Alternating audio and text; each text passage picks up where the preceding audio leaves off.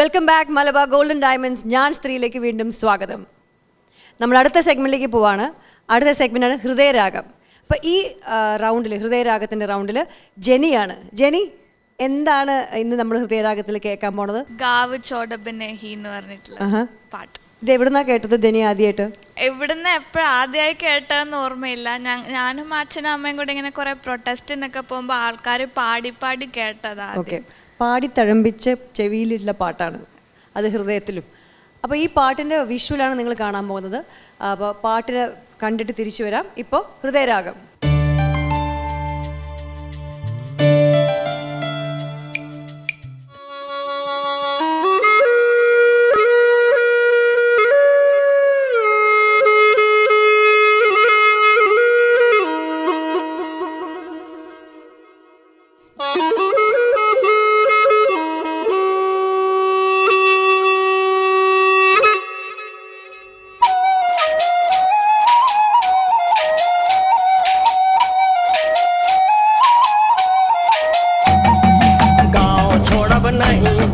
जंगल छोड़ब नहीं, माय माटी छोड़ब नहीं, लड़ाई छोड़ब नहीं, गाँव छोड़ब नहीं, जंगल छोड़ब नहीं, माय माटी छोड़ब नहीं, लड़ाई छोड़ब नहीं।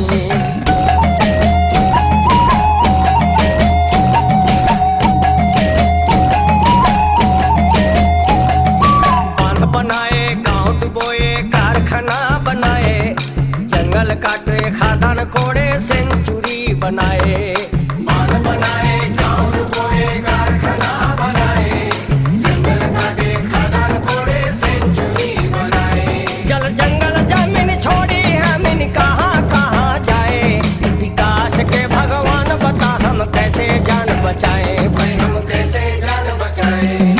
गाँव छोड़ब नहीं, जंगल छोड़ब नहीं, माय माटी छोड़ब नहीं, लड़ाई छोड़ब नहीं।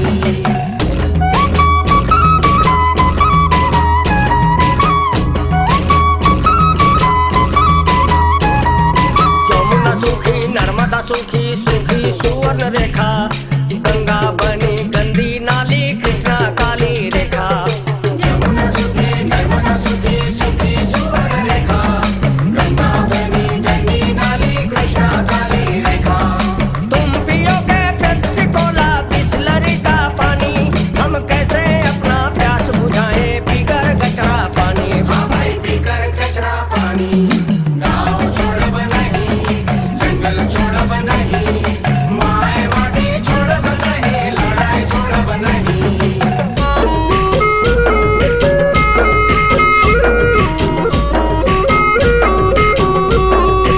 मूर्खे थे क्या मूर्ख जो वे जंगल को बचाए, धरती रखी हरी भरी, नदी मधु बहाए।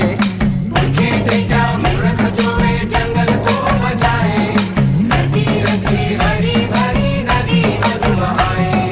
तेरी हवस में जल गई धरती, लुट गई हरियाली, मछली मर गई, पंछी उड़ गई, जाने किस दिशाएं, ओ भाई जाने किस दिशाएं।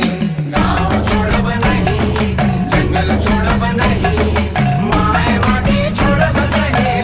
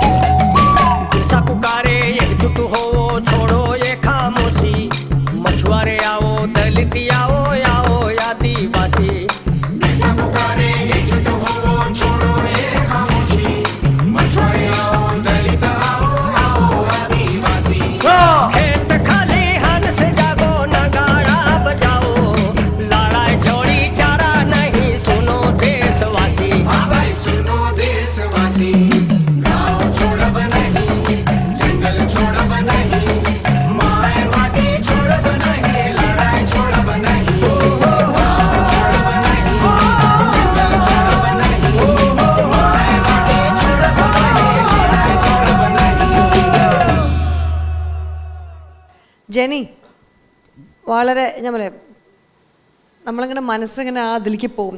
നമ്മളൊക്കെ ഒരു പട്ടണത്തിൽ ജീവിക്കുന്നതുകൊണ്ടും മറ്റുള്ളവരുടെ വിഷമങ്ങൾ നമ്മൾ മിക്കവാറും കാണാറില്ല. ഇങ്ങനത്തെ പാട്ടുകളൊക്കെയാണ് നമ്മളെ ഉണർത്തുന്നത്. വളരെ ആപ്റ്റ് സോങ് ആയിരുന്നു. അതിൽ ഗംഗ, എന്താ പറയുക, ഗന്ധി നാലി, Suvarnarekha, Krishna river is black രേഖ. It's very very good. അപ്പോൾ ഈ പാട്ട് ഇഷ്ടപ്പെടാനുള്ള കാരണം എന്താണ് ജെനി? ഇതെനിക്കറിയാം ഇഷ്ടപ്പെടാനുള്ള ഒരു കാരണം മണ്ണിൻ്റെ മണവും വളരെ ക്ലോസ് ആയിട്ടിരിക്കുന്നൊരു, എന്നിരുന്നാലും ഒരു ഇതുണ്ടാവുമല്ലോ, ഒരു ഇമ്പാക്റ്റ്. പൊളിറ്റിക്കലി കറക്റ്റായ ഒരു ആൻസർ പറയുന്നതിന് മുമ്പേ പാട്ട് അർത്ഥം അറിയുന്നതിന് മുമ്പാണ് ഞാനിത് ഇഷ്ടപ്പെട്ട് തുടങ്ങിയത്. ഇത് കേട്ട് കേട്ട് പല പ്രൊട്ടസ്റ്റിന് പോകുമ്പോൾ ഈ പാട്ടിനൊരു ഹിസ്റ്ററി ഉണ്ട്.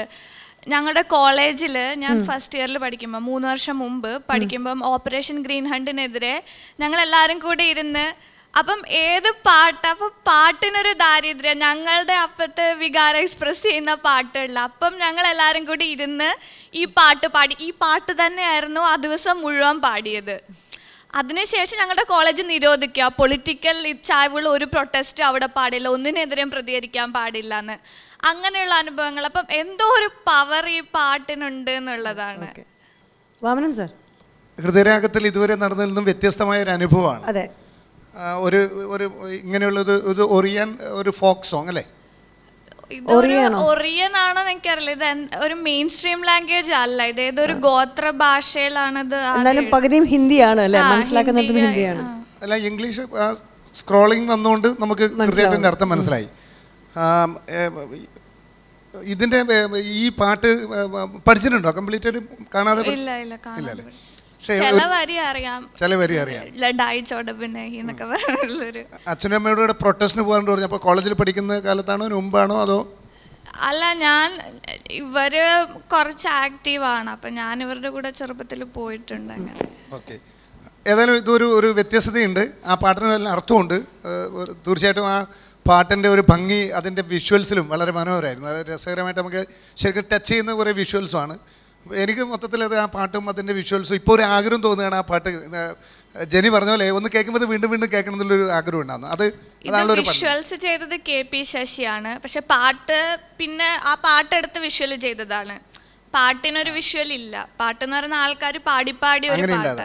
അല്ല, അതൊരു മലയാളി എന്ന അതിൻ്റെ ഇടയിൽ ഒരു കേരളത്തിന്റെ ഒരു മലയാളം ഒരു ബാനർ പിടിച്ചു മുത്തങ്ങ സമരം ഉണ്ടായിരുന്നു.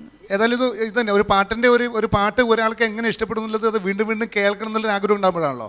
അപ്പോൾ ആ ആഗ്രഹം ജനിപ്പിക്കാൻ എൻ്റെ മനസ്സിൽ ഈ പാട്ട് അങ്ങനെ ഒരു ആഗ്രഹം ജനിപ്പിച്ചു വരുമ്പോൾ തന്നെ സ്വാഭാവികമായിട്ടും ജെനിയുടെ സെലക്ഷൻ വളരെ നന്നായിരിക്കുന്നു. അത് കണ്ടപ്പോഴും വളരെ സന്തോഷം തോന്നി. ജെനി എപ്പോഴും വ്യത്യസ്തത ആഗ്രഹിക്കുന്ന ഒരാളായതുകൊണ്ട് തന്നെ ഈ വ്യത്യസ്തതയും നന്നായി തോന്നിയത്. Well done. ജെനിക്ക് ഈ പാട്ടിനെ കൂടുതലുമാതിരി വേറെ ഏതെങ്കിലും പാട്ടിൽ ഇങ്ങനെ ഇമ്പാക്റ്റഡ് ഇഷ്ടപ്പെട്ടിട്ടുണ്ടോ?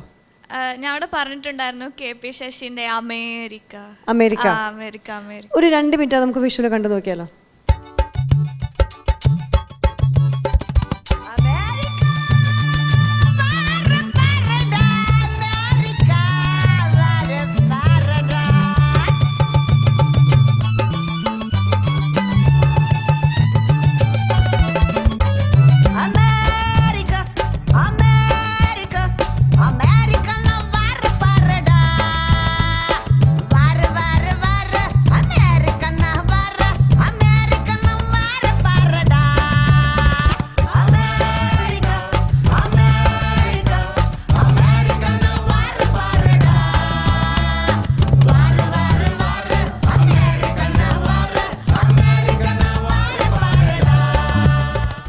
ഓക്കെ, അപ്പോൾ ജെനിയുടെ ഇഷ്ടം കൊണ്ടൊരു പാട്ട് കൂടി ഞാൻ കാണിച്ചതാണ്.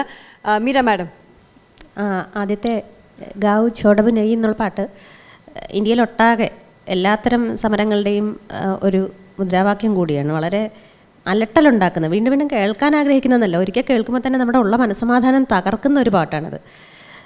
അത് ജെനിയെപ്പോലെ സോഷ്യൽ സയൻസസ് പഠിക്കുന്ന, സാമൂഹ്യ സേവനം ഒരു പ്രൊഫഷനാക്കി എടുക്കാൻ ശ്രമിക്കുന്ന ഒരു കുട്ടി ഇഷ്ടപ്പെടുന്നു എന്നുള്ളത് തന്നെ വളരെ പ്രത്യാശ ജനിപ്പിക്കുന്ന ഒരു കാര്യമാണ്. അഭിനന്ദനങ്ങൾ. വേറെ ഏതെങ്കിലും രീതിയിൽ ജെനിയുടെ ജീവിതവുമായിട്ട് ഈ ഗാനങ്ങൾക്ക് ബന്ധമുണ്ടോ? ഞാൻ പറഞ്ഞില്ലേ, ആദ്യത്തെ പാട്ട് എന്ന് പറയുന്നത് ഞാൻ ചെറുപ്പത്തിൽ തന്നെ അച്ഛൻ്റെ അമ്മേൻ്റെ കൂടെ ഞാൻ നർമ്മദ സമരത്തിലൊക്കെ പങ്കെടുത്തിട്ടുണ്ട്. അപ്പം ആൾക്കാരെ അട്രാക്ട് ചെയ്യാനുള്ള ആൾക്കാരെ എന്താ പറയുക, ഒരു ആൾക്കാർ കൂടുമ്പോൾ അവരെ നൃത്തം ചെയ്യാനും അവരുടേതായ കൾച്ചറിൽ അവരുടെ പ്രൊട്ടസ്റ്റ് അറിയിക്കുക. നമ്മൾ പുറമേന്ന് കൊടുക്കുന്ന ഒരു ഡിസൈൻ വെച്ചിട്ടല്ല പലപ്പോഴും അവരെ സമരം ചെയ്യുക. അപ്പം അങ്ങനെയൊക്കെയുള്ളൊരു ജലത്തെയും വനത്തെയും ഒക്കെ വളരെ പരിശുദ്ധമായി കാത്തു സൂക്ഷിച്ച ഞങ്ങളുടെ പൂർവികരെന്താ വിഡ്ഢികളായിരുന്നു എന്നുള്ളൊരു ചോദ്യം ഉണ്ട് അതിലല്ലേ. വളർന്നപ്പോൾ ആ ചോദ്യത്തെ പറ്റി എന്ത് തോന്നുന്നു? I completely agree with that. അതല്ല, ഇപ്പം എന്നെ അലട്ടുന്ന ചോദ്യം എന്ന് പറയുന്നത് എങ്ങനെ ഏത് തരത്തിൽ ഇൻക്ലൂസീവായി ഇതും എങ്ങനെ ഒരുമിച്ച് അത് കൊണ്ടുപോകാം. ഒരു ഭാഗത്ത് നമ്മൾ കമ്മ്യൂണിറ്റി റൈറ്റിനെ പറ്റി പറഞ്ഞാൽ ഈ കമ്മ്യൂണിറ്റിക്ക് എല്ലാ അധികാരവും കൊടുത്താൽ അവിടെ നടക്കുന്നത് ഈക്വലായ ഒരു ഡിസ്ട്രിബ്യൂഷൻ ആണോ? അതേസമയം ഇതിനെ പ്രൈവറ്റൈസ് ചെയ്താലും നടക്കുന്നത് എന്തായിരിക്കും? ഇതിനെ സെൻട്രലൈസ് ചെയ്താൽ എന്ത്? ആ ഒരു കൺഫ്യൂഷനും ഡിബേറ്റും ആണ്. ഈ 3 തരത്തിൽ ഇത് എന്ത് ചെയ്ത ആ ഒരു കൺഫ്യൂഷനാണ്. ജേക്കബ് സർ, എനിക്ക് ചോദ്യമാണോ എന്ന് എനിക്ക് അറിഞ്ഞുകൂടാ. ഞാൻ ഉറക്കെ ചിന്തിക്കുകയാണ്. ഈ 2 പാട്ടുകളും പ്രതിഷേധത്തിൻ്റെ പാട്ടുകളാണ്, എതിർപ്പിൻ്റെ പാട്ടുകളാണ്. ഇതൊരു ഹൃദയരാഗം ആണോ എന്നെനിക്കൊരു സംശയമുണ്ട്. ഇതൊരു ബൗദ്ധിക രാഗം തന്നെയാണ്. ബൗദ്ധിക തലത്തിൽ നമ്മൾ സ്വീകരിച്ചതാണ്. അത് നമ്മുടെ ജീവിതവുമായിട്ടും നാം ജീവിക്കുന്ന പരിസ്ഥിതിയുമായിട്ടും നമ്മുടെ ജീവിത അനുഭവങ്ങളുമായിട്ടും ഒക്കെ, ജെന്നിയുടെ ജീവിത അനുഭവങ്ങളുമായിട്ട് ഈ പാട്ടിന് എത്ര ബന്ധമുണ്ട് എന്നെനിക്ക് അറിഞ്ഞുകൂടാ. നമ്മൾ ആദ്യം കാണിച്ച അതിൻ്റെ ചിത്രീകരണം, ആ ചിത്രീകരണം നമ്മുടെ ഹൃദയത്തിൻ്റെ ജീവിതത്തിൻ്റെ ഭാഗമായി തീരണമെന്നുണ്ടെങ്കിൽ അത് പ്രതിനിധാനം ചെയ്തിരിക്കുന്ന, അതിൽ കാണിച്ചിരിക്കുന്ന ജീവിതങ്ങളുണ്ട്. ആ ജീവിതങ്ങളുമായിട്ട് ഒത്തുചേർന്നാൽ മാത്രമേ അത് നമ്മുടെ ഹൃദയത്തിൻ്റെ ഭാഗമാകുകയുള്ളൂ. അപ്പോൾ അങ്ങനെ ഒരു എഫർട്ട് ജെന്നിയുടെ ഭാഗത്തു നിന്ന് നടത്തിയിട്ടുണ്ടോ? അവിടെ കാണിച്ച ആ ജീവിതങ്ങൾ, ആ ട്രൈബൽ മേഖലയിലെ, ജാർഖണ്ഡിലെ, ഛത്തീസ്ഗഡിലെ ജീവിതങ്ങളാണ് നമ്മളവിടെ കണ്ടത്.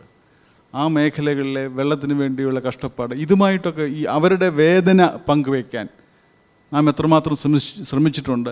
അവർ പ്രതിഷേധ മാർച്ചിൽ പങ്കെടുക്കുന്നതല്ല വേദന പങ്കുവയ്ക്കൽ. അതിനുവേണ്ടി ജെന്നി എത്രമാത്രം പരിശ്രമിച്ചിട്ടുണ്ട്. എന്നാൽ മാത്രമേ ഈ ബൗദ്ധിക രാഗം ഹൃദയരാഗമായി മാറുകയുള്ളൂ എന്നെനിക്കൊരു സംശയമുണ്ട്. ഇതിന് ഛത്തീസ്ഗഡിലേക്കും ബീഹാറിലേക്കും ഒന്നും പോണ്ട, നമ്മുടെ സ്വന്തം കേരളത്തിലേക്ക് തന്നെ ഒന്ന് നോക്കിയാൽ മതി. അതെ, അവിടെ പോയിട്ടുണ്ടോ എന്ന് മാത്രമേ ഞാൻ ചോദിക്കുന്നത്. അവരുടെ കൂടെ ചെലവഴിച്ചിട്ടുണ്ട്, സമയം ചെലവഴിച്ചിട്ടുണ്ട്.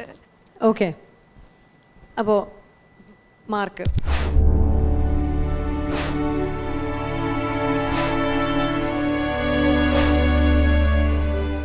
8.5.